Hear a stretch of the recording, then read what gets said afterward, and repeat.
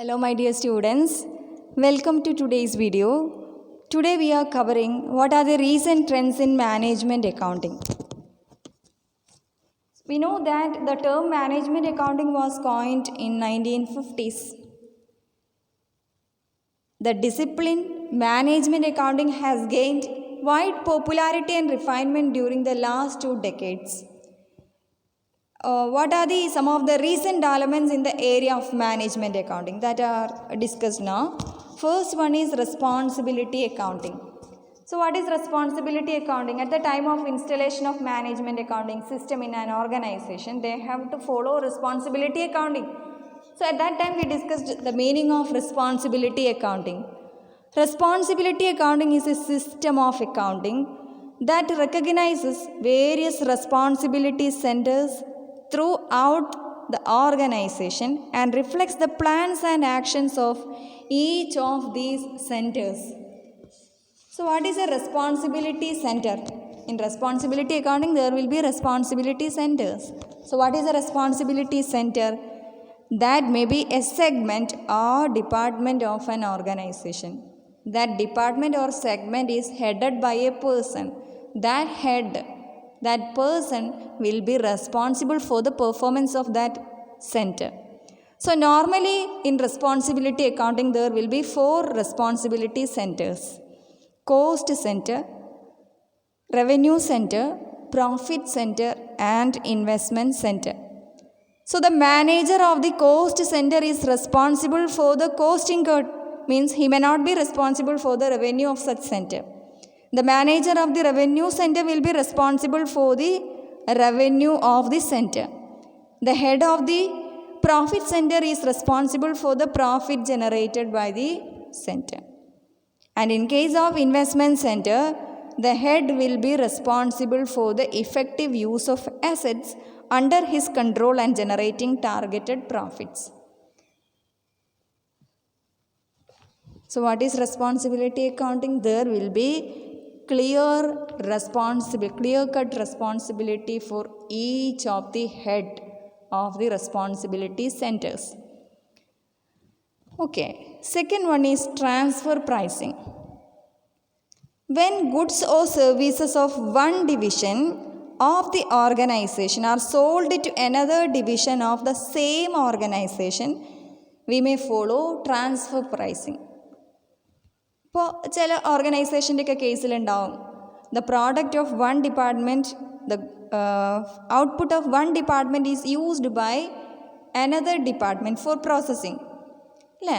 അപ്പോൾ അങ്ങനെയുള്ള കേസിൽ നമ്മൾ എന്ത് ചെയ്യും? We may charge a price for the product or service so transferred from one department to another department. If that practice is adopted by an organization, if a price is charged for such transfer, that method is called transfer pricing. അപ്പോൾ എന്തിനാണ് organisations ഇങ്ങനെ transfer pricing adopt ചെയ്യുന്നത്? Suppose if A particular division is very efficient in their production process, they will be able to reduce their cost of production.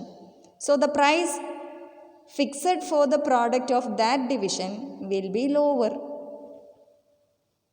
Okay, if a particular division is inefficient, their production cost will be higher. So they can fix their price in such a manner. A high price is to be fixed for the transfer. So the efficiency of each and every division can be evaluated.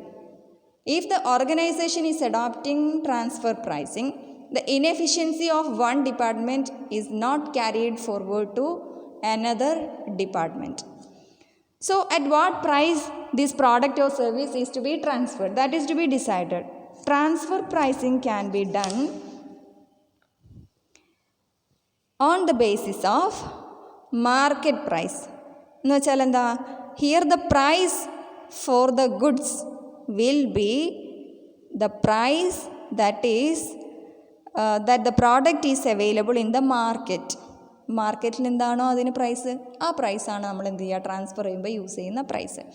Sometimes the organisation may follow cost price, that is the actual cost incurred for the goods plus the required rate of profit is added. For example, if the cost of the product for the unit is 10 rupees, 2 rupees profit they add, 12 rupees the price for the transfer of goods from one department to another department. Sometimes the organization may follow a negotiated price, that is the price determined by negotiation between the divisional managers. Generally, transfer pricing decisions are left to the divisional managers. Top level management will only set guidelines for fixing transfer pricing. So transfer pricing is clear now. It is a practice adopted by companies for charging a price for the product or service which they are transferring from one department to another department or division. Third one is zero-based budgeting. It is a new approach to budgetary control system. It was developed by Peter Fair of Texas Instruments, United States of America in 1969. In the case of zero-based budgeting, a budget is prepared for every year from zero, from a scratch, without looking into previous year's figures. Normally what we do in our conventional budgeting, for example, this year's budget is 10,000. We have to prepare a budget for the next year. What we will do? We will show an amount of rupees 15,000 for next year. How that 15,000 is fixed? That is generally incremental in nature. ഇപ്പോൾ ഉള്ള 10,000 plus something is added. That is the budget amount for required budget for the next year. ഒരു example പറയാം. അപ്പോൾ നിങ്ങളുടെ കേസിൽ you are preparing monthly budget for your self. നിങ്ങളുടെ പാരൻസിൻ്റെ കയ്യിൽ നിന്ന് you are availing 5,000 rupees per month. അപ്പോൾ 5,000 rupees ആണ് ഈ മന്തിലെ നിങ്ങളുടെ expense. That 5,000 rupee can be used for different purpose, like petrol അടിക്കാൻ യൂസ് ചെയ്യുക, can be used for mobile recharge, food കഴിക്കാൻ യൂസ് ചെയ്യുക, ട്രാവലിംഗ് എക്സ്പെൻസസ് മീറ്റ് ചെയ്യാൻ യൂസ് ചെയ്യുക, entertainment, clothing, four everything you can use that 5,000. This month you are spending 5,000 rupees. അപ്പം next മന്തിലേക്ക് what is the amount required എന്ന് ചോദിക്കുമ്പോൾ you say that 5,000 plus something, 6,000 rupees for the next month. So in this 5,000 you spend rupees 2,000 for entertainment purpose. Entertainment only 2,000. ബാക്കി 3,000 പല പർപ്പസിന്, mobile recharge, everything you spend 3,000. Okay. അപ്പോൾ next മന്തിൻ്റെ budget നമ്മൾ conventional ബഡ്ജറ്റിങ്ങിലാണെങ്കിൽ നമ്മൾ എന്ത് ചെയ്യും? We require 6,000 for next month. So what is the problem with that? This month you spend rupees 2,000 for entertainment purpose. ഒരു സ്റ്റുഡൻറ്റിന് 2,000 for 1 month for entertainment purpose എന്ന് പറയുമ്പോൾ അത് കുറച്ചധികമല്ലേ ആണ്. അപ്പോൾ നെക്സ്റ്റ് മന്ത് നമ്മൾ പ്രിപ്പയർ ചെയ്യുമ്പോൾ that inefficiency, that problem, that is carried forward to the next month also, next budget also. In zero base budgeting, if you are requiring 2,000 for entertainment expense, you have to justify why you require 2,000 for entertainment, why you require 1,000 for traveling now. Clear? So in zero based budgeting you prepare your budget from zero. In zero based budgeting there are different steps. First thing nu parayunnathu, you have to identify the functions or activities for which resources are required. ഇപ്പോൾ നിങ്ങൾ ഫുഡിന് 2,000 വേണം, അല്ലെങ്കിൽ travelling expense 500 വേണം, mobile recharge എനിക്ക് 1,000 rupees 1 month mobile recharge വേണം, 2,000 entertainment expense വേണം എന്ന് പറയുന്ന ഓരോ ആക്ടിവിറ്റീനെയും നമ്മൾ പറയുന്ന പേരാണ്. അത് ഐഡൻറ്റിഫൈ ചെയ്യുക എന്നുള്ളതാണ് first part, first step. Each activity is called a decision package. So mobile recharge is a decision package. അല്ലേ? Second step is to evaluate the decision packages based on cost benefit analysis. ഇപ്പോൾ ഈ ഒരു ലോക്ക്ഡൗണിൻ്റെ സമയത്ത് ഏറ്റവും important ആയിട്ടുള്ള decision package for you as A student is mobile recharge, definitely. So on the basis of cost and benefit evaluation you have to analyze each decision package. Then you have to rank the decision packages in the order of profitability or desirability. So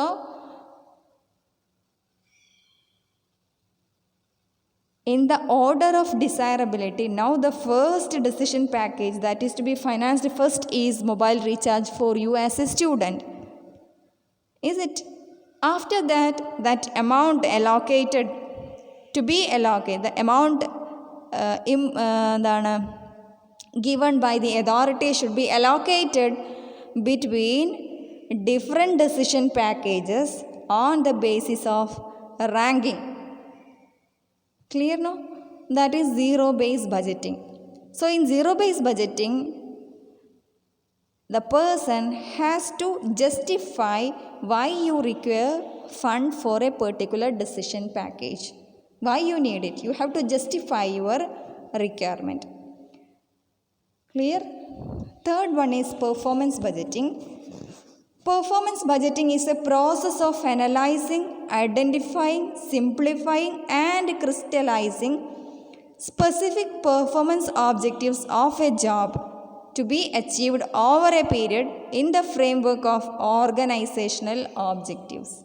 So here in performance budgeting, for a particular job, you will be having a specific objective. That objective you have to set within the overall organizational objective.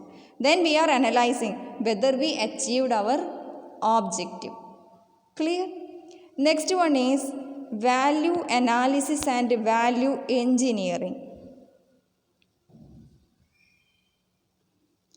Here, value analysis is concerned with existing products, whereas value engineering is concerned with new products. So what is value analysis? In this case, current product being evaluated by a team to reduce cost or to improve the functioning or both. Clear?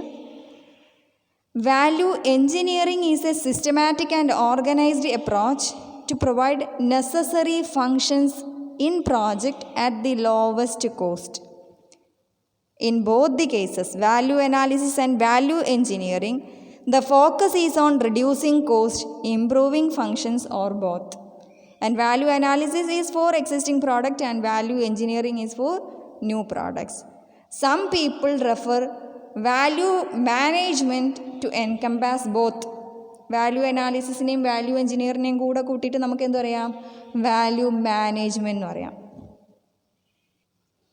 So in this case, it promotes substitution of materials and methods with less expensive alternatives.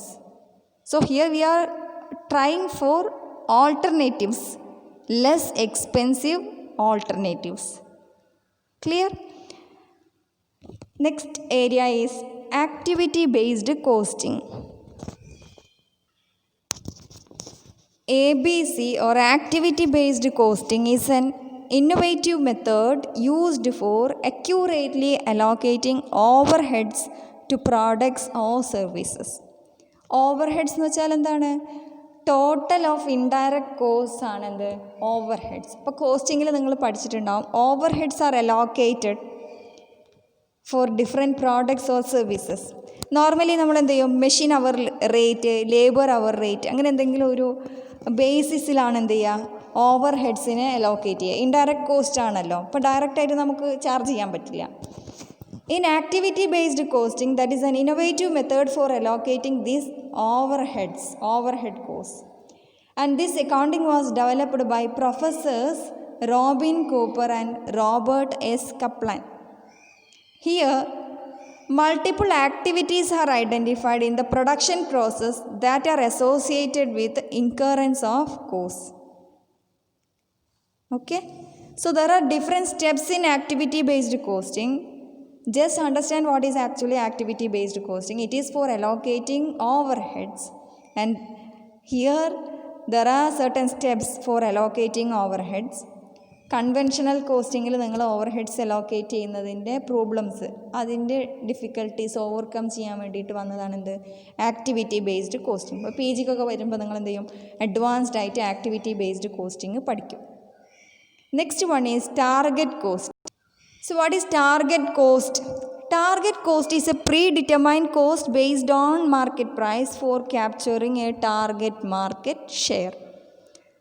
Target market share എന്ന് പറഞ്ഞാൽ target market share എന്ന് വെച്ചാൽ എന്താണ്? മാർക്കറ്റിങ്ങിൽ നമ്മൾ പഠിച്ചിട്ടുണ്ടാവും market leaders, market challengers, market followers, market nichers അല്ലേ? On the basis of the market share we can classify companies like.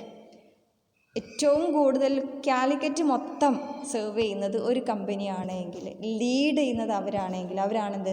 Market leaders. So for every company they may be having a target market share. കാലിക്കറ്റിൻ്റെ ഇത്രയും portion ഞാനാണ്, കോഴിക്കോട് ജില്ലേൻ്റെ ഇത്രയും portions നമ്മളുടെ കമ്പനിയാണ് serve ചെയ്യേണ്ടത്. അങ്ങനെ ഒരു ടാർഗറ്റ് ഉണ്ടാവും അല്ലേ? For attaining that target market share, if a company fix a price, that practice is called target costing. That price is called target cost. Clear? Okay. Next one is life cycle costing. Life cycle costing എന്ന് പറയുമ്പോൾ what are the different stages through which a product passes? Product life cycle, PLC you studied in marketing. Introduction, growth, maturity, saturation, decline or abandonment. Likewise you studied product life cycle. Life cycle costing is the accumulation of costs for activities that arise during the life cycle of a product. During the different stages of the life of a product, we are accumulating costs for activities. So, here a life cycle analysis is to be conducted for controlling activities during the life of a product. Next area is quality costing. Quality costing, പേരിൻ്റെ അകത്ത് തന്നെ ഉണ്ട്. Quality costing measures and accumulates the cost incurred in improving the quality of a product. ഇപ്പോൾ for example, ഇപ്പോൾ നമ്മളൊരു refrigerator വാങ്ങി.